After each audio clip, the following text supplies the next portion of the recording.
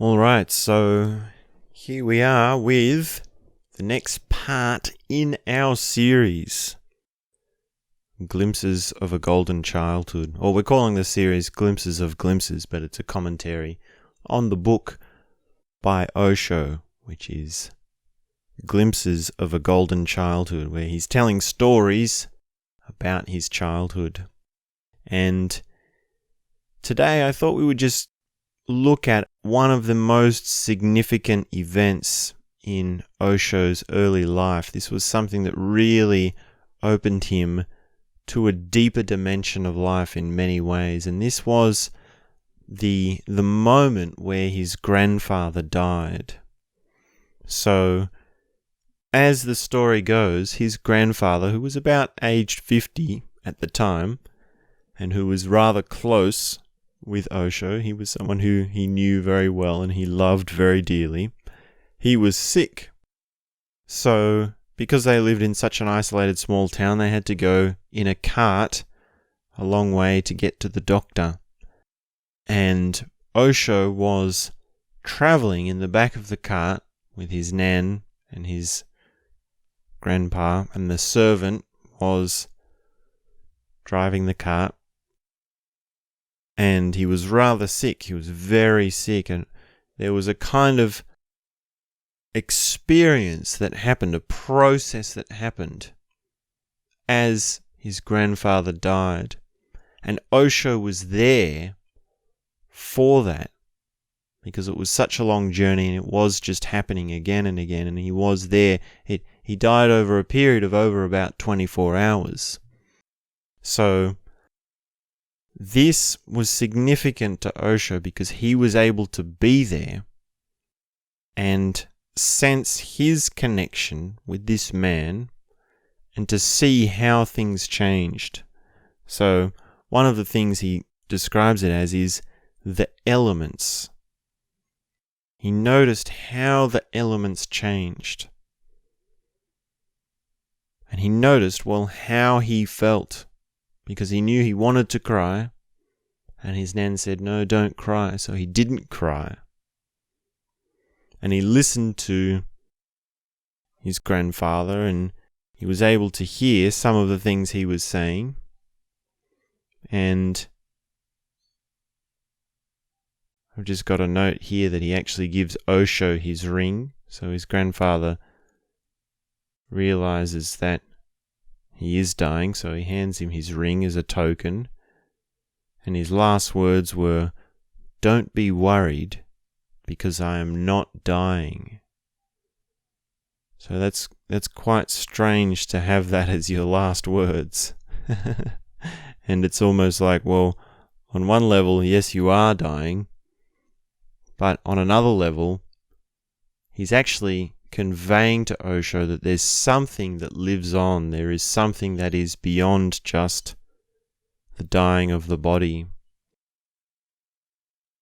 And at this moment, when he dies, there's silence, and then the nanny starts to sing. And this was significant for Osho because that was his realization that death has a celebration to it. Death has a kind of joy to it. And as this happens, Osho does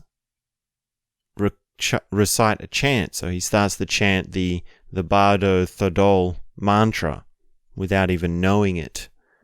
And his nanny sort of asks him, how did you know that? Because he's just a child at this stage. Osho is quite young.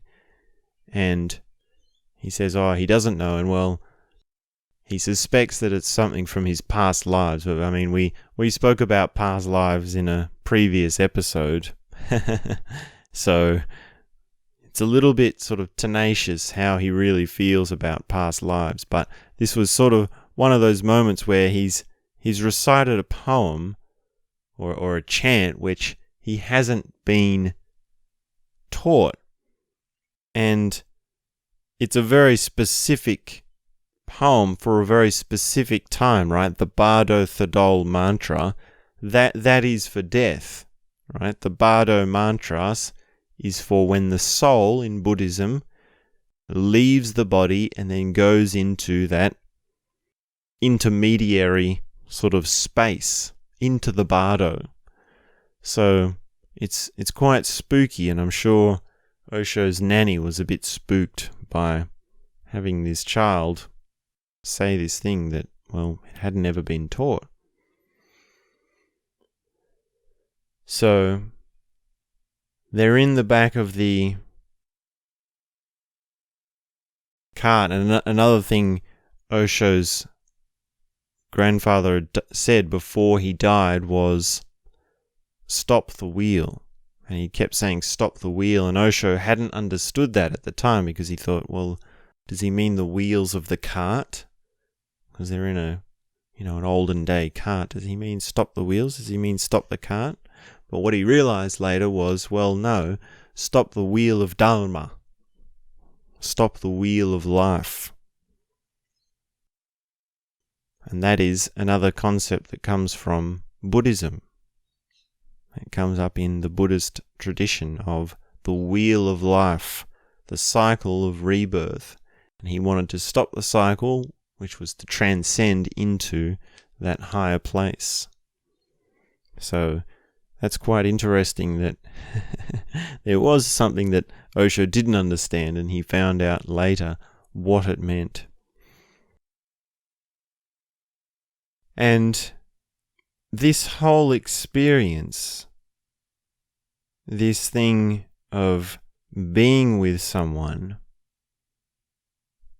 and being very deeply connected with them and staying present with them throughout the process of death, really taught Osho something valuable. And I've got this quote here. It says, "Death can only be encountered in the death of a loved one." So he really loved his grandfather. He was really strongly connected with him. And he was really able to sense the process, sense the elements changing, as he says. And his ability to go through that gave him a kind of experience of death, almost like when you love someone and they die, a part of you has died. And your ability to stay with it and to go through that will give you an encounter with death.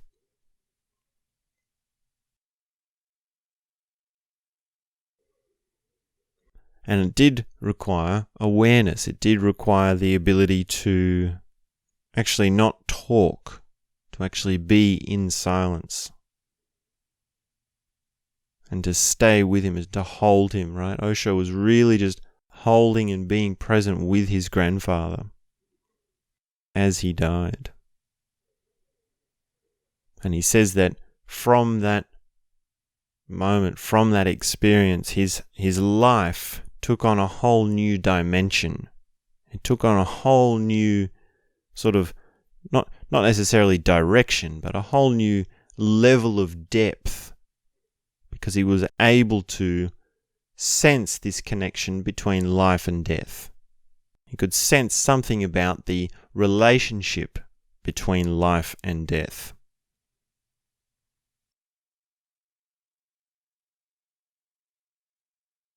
And then another thing that happened was that once the grandfather had died and a few hours had passed, the servant actually died. So he was quite old, and it was almost like, well, he was there to serve his master.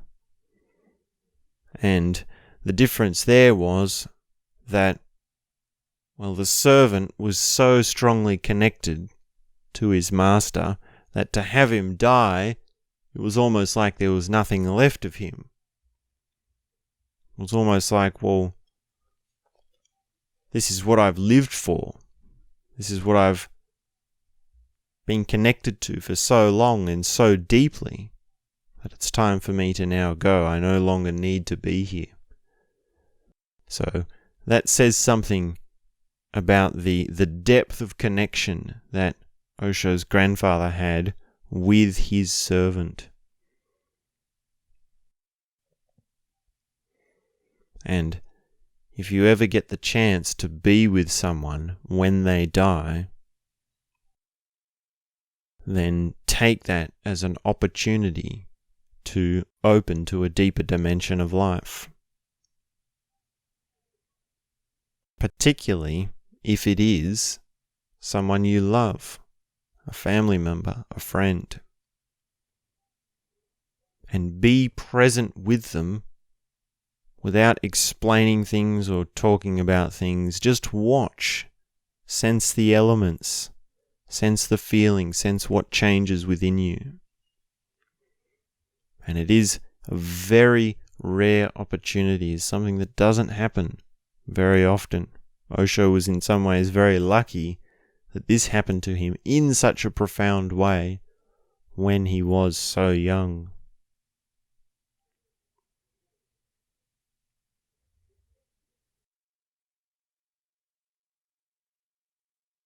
Alright, so that's the story of Osho's grandfather and how it was for him when he died. So, thanks very much. We'll be back soon with the next part in our series. So make sure you tune in for that. That's all I have to say for now.